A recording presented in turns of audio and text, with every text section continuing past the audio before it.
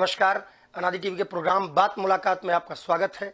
मैं हूं अमरेंद्र प्रताप सिंह और हमारे साथ मौजूद हैं देश के सबसे बड़े राज्य उत्तर प्रदेश के विधानसभा अध्यक्ष सतीश महाना जी। अध्यक्ष जी, अनादि नेशनल चैनल पर आपका स्वागत है। पूरे देश में आजकल एक चर्चा बड़े जोरों पे है कि उत्तर प्रदेश की विधानसभा का एक सतीश महाना मॉडल बड़ी तेजी से पूरे देश में इस पर बातचीत हो रही है। हम जानना चाहेंगे क्या है ये सतीश महाना मॉडल? कोई सतीश महाना मॉडल कोई नहीं है। लेजिस्लेशन की विधायिका के इम्पोर्टेंस बनी रहे। जो माननीय सदस्य जनता के बीच में से चुनकर आते हैं उनकी जिम्मेवारी है अपने क्षेत्र की जनता के प्रति।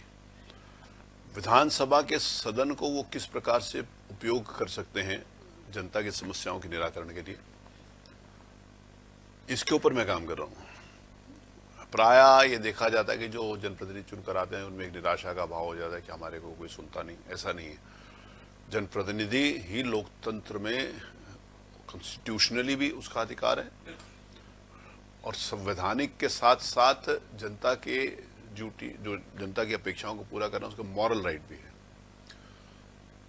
तो उनमें एक जागृति करने का मैं प्रयास कर रहा हूँ। मैंने उत्तर प्रदेश की जो एक छवि रही, मैं मीडिया के बीच में भी, पब्लिक के बीच में, यूपी में और यूपी स्टेट के बाहर भी, कि यहाँ के विधायकों को कुछ आता नहीं है, पढ़े लिखे नहीं हैं, अपराधी हैं, जाति के हिसाब से उनकी गणना होती थी। लेकिन मुझे प्रसन्नता है कि इन 6 महीनों में ही इसमें कुछ शुरुआत हुई है। देखिए, किसी न किसी काम के लिए एक पहल करनी पड़ती है। मैंने उसके लिए पहल करी है। आज उत्तर प्रदेश की विधानसभा का जाति के हिसाब से फलां जाति के फलां विधायक हैं, केवल यही नहीं लिखा जा रहा है, या अपराधियों के आधार पर नहीं लिखा जा रहा। अब लिखा जा रहा है कि आज उत्तर प्रदेश की विधानसभा में 18 डॉक्टर्स हैं जो MBBS हैं, MD हैं, MS हैं। आज लिखा जा रहा है कि हमारे पास 32 ऐसे MTech, BTech, MCA, BCA हैं। आज लिखा जा रहा है कि 16 हमारे पास PhD हैं। आज इस बात के लिए चर्चा हो रही है कि हमारे पास 40 साल से कम उम्र वाले 52 MLA हैं। महिलाओं को बोलने का एक अवसर नहीं मिलता था। मैंने इस प्लेटफॉर्म दिया उत्तर प्रदेश में विधानसभा के सदन को कि महिलाएं भी अपनी बात रख सकें। एक माननीय महिला सदस्य जो 4थी बार चुनकर आई हैं विधानसभा में, 3 बार पहले रह चुकी हैं, 15 साल पहले रह चुकी हैं, उनको भी मैंने बोलने के लिए कहा। वो पहली बार बोली। 4 बार चुनने के बाद अगर कोई सदस्य विधानसभा में पहली बार बोलता है, उसकी हिचक दूर होती है। तो ये मेरे लिए बहुत बड़ी उपलब्धि है।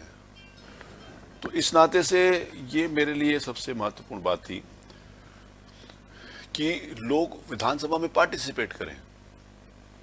विधानसभा में मैंने ग्रुप्स बनाकर मीटिंग करी।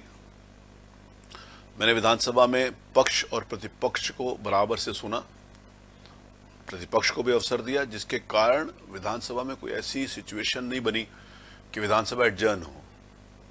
मेरी याददाश्त में नहीं है, 32 साल से तो मैं भी विधानसभा में हूं, कि कोई एक सत्र पूरा निकल गया, और विशेष रूप से बजट सत्र और सरकार बनने के बाद पहला सत्र जिसमें एडजर्नमेंट ना हुआ। मैंने दिखवाया अपने उसमें लाइब्रेरी में कि कभी ऐसा हुआ है, तो कभी नहीं हुआ।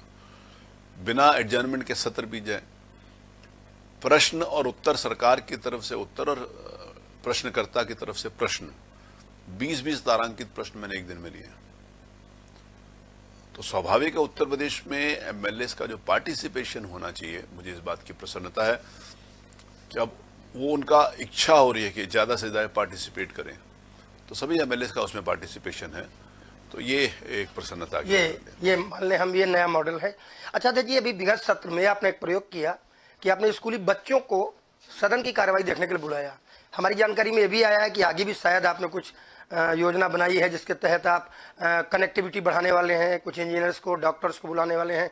और एक जानकारी ये आई है बड़ी विशेष कि जो विधायक, माननीय विधायक जिनको आप बोलते हैं, वो माननीय विधायक के परिजन भी आप बुलाने वाले हैं। तो इसके पीछे क्या है उद्देश्य? क्या ये बात है कि अभी जैसे मैंने महिला सत्र किया, तो उस दिन मैंने लखनऊ मेडिकल यूनिवर्सिटी के ऑनरेबल प्रिंसिपल साहब से रिक्वेस्ट करी तो अपने डॉक्टर्स, जो महिला डॉक्टर्स हैं उनको भेजें, जो महिला नर्सेस हैं उनको भेजें। मैंने यहाँ पर जो इंस्टीट्यूट्स हैं उनको बोला कि आप अपने MCA की जो लड़कियाँ कर रही हैं आप उनको भेजें। मैंने लॉ ग्रेजुएट्स में जो लड़कियाँ पार्टिसिपेट कर रही हैं उनको मैंने बुलाया था।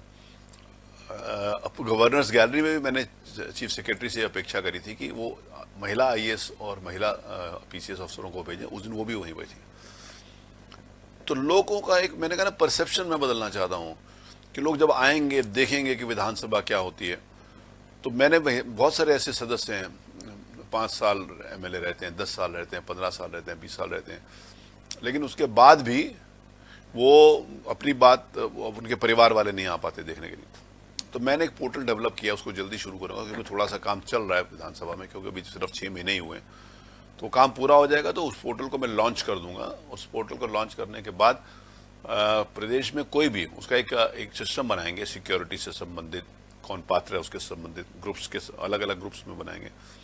तो उसमें प्रदेश का कोई भी व्यक्ति उत्तर प्रदेश की विधानसभा जो देखने आना चाहता है, देखिए मेरा ये कहना है कि उत्तर प्रदेश की विधानसभा 403 सदस्यों की ही केवल नहीं है। उत्तर प्रदेश की विधानसभा उत्तर प्रदेश की 25 करोड़ जनता की है। ये बात मेरे भाव में क्यों आई कि एक बार मैं एमएलए नहीं था और मैं किसी स्टेट में गया था, तो वहाँ सब गाड़ी मुझे घुमा रहा था जो टैक्सी वाला था, तो उसने कहा सब देखिए ये स्टेट की विधानसभा है, त्रिवेंद्रम मुझे याद आ रहा है प्रॉब्लम वहाँ था, ये हमारी विधानसभा है। तो मैंने कहा अच्छा, आपकी विधानसभा तो बहुत अच्छी है, हमारी विधानसभा कैसी होगी? तो विधानसभा उत्तर प्रदेश के प्रत्येक सदस्य है, तो सबको यहाँ पर आने के लिए मैंने एक पोर्टल डेवलप कर रहा हूँ, जल्दी उसको लॉन्च करूँगा। हाँ, एक और बिल्कुल अध्यक्ष जी, एक और जानकारी आ रही है, विधानसभा अध्यक्ष का पद संवैधानिक पद है और परंपरा रही है कि संवैधानिक पद पर बैठने वाले अपना कार्य देखते हैं और इतर कार्यों में उनकी रुचि प्रायः नहीं देखी गई है। एक जानकारी हमारे पास आ रही है कि आपने विशेष योग्यता रखने वाले कुछ विधायकों को इन्वेस्ट यूपी में पार्टिसिपेट करने के लिए, रोल निभाने के लिए प्रेरित किया। मुख्यमंत्री से ये निवेदन किया, देखिए ये उसमें पार्टिसिपेशन का काम सरकार का होता है, तो मैंने मुख्यमंत्री जी से इस बात के लिए रिक्वेस्ट करी कि देखिए सिर्फ अधिकारी ही नहीं जानते कि उत्तर प्रदेश की इकोनॉमी कैसे बढ़ेगी, जो जनता के बीच में से चुन कर आए उनको ग्राउंड रियलिटीज मालूम है। अधिकारियों के प्रति मैं सम्मान व्यक्त करते हुए बात को कह रहा हूँ, मैं किसी को नीचा और किसी को ऊपर नहीं दिखाना चाहता। वो लोग जो पढ़ लिख कर गए हैं उनको किताबी ज्ञान हो सकता है, लेकिन जो ग्राउंड रियलिटी है वो चुने हुए एमएलए को हो सकती है। तो जिस समय जमीनी हकीकत को साथ उसको जोड़ेंगे तो उसके बेहतर परिणाम आएंगे। इसीलिए मैंने इस बात के लिए मुख्यमंत्री जी से रिक्वेस्ट करी थी कि इसमें किया जाए। उन्होंने सहमति व्यक्त करी है। अब शासन स्तर के ऊपर जो संबंधित विभाग है इसके ऊपर कोई काम चल रहा है, तो जैसे भी पूरा फाइनलाइज होगा मेरी जानकारी में आएगा तो मैं बताऊंगा, नहीं तो सरकार की तरफ से जानकारी में आएगा। लेकिन मुझे लगता है कि एमएलए का पार्टिसिपेशन जरूर होना चाहिए। तो शुक्रिया अध्यक्ष जी, आपने हमारे सभी सवालों के जवाब दिए। हमने सीधी बात की तो अध्यक्ष जी ने भी साफ साफ उसका स्पष्टीकरण दिया, उस पर बताया। और मैं चाहूंगा अध्यक्ष जी कि अनाजी टीवी के माध्यम से आप प्रदेशवासियों को शुभकामना देना चाहें, कुछ मेरी बहुत शुभकामनाएं। आने वाला समय दीपावली का त्योहार है। दीपावली का त्योहार रोशनी का त्योहार होता है और व्यक्ति के जीवन में हमेशा आगे बढ़ना और प्रसन्न रहने का एक स्वभाव होता है। रंग और रोशनी दोनों प्रगति और खुशहाली का प्रतीक होते हैं। मर्यादा पुरुषोत्तम भगवान राम 14 वर्ष के वनवास के बाद जिस समय अयोध्या आए थे तो चारों तरफ खुशहाली थी, और वो खुशहाली हमारे देश में और प्रदेश में हो। राम राज्य की परिकल्पना जो महात्मा गांधी ने करी थी उस प्रकार से हमारा प्रदेश आगे बढ़े। मैं सभी प्रदेशवासियों को बहुत सारी शुभकामनाएं देता हूँ। तो ये थे विधानसभा अध्यक्ष सतीश महाना जी, जिन्होंने अनाजी चैनल के माध्यम से प्रदेशवासियों और देशवासियों को शुभकामनाएं दी। जल्द ही मिलते हैं बात मुलाकात के अगले एपिसोड में किसी ऐसी ही शानदार हस्ती के साथ। नमस्कार।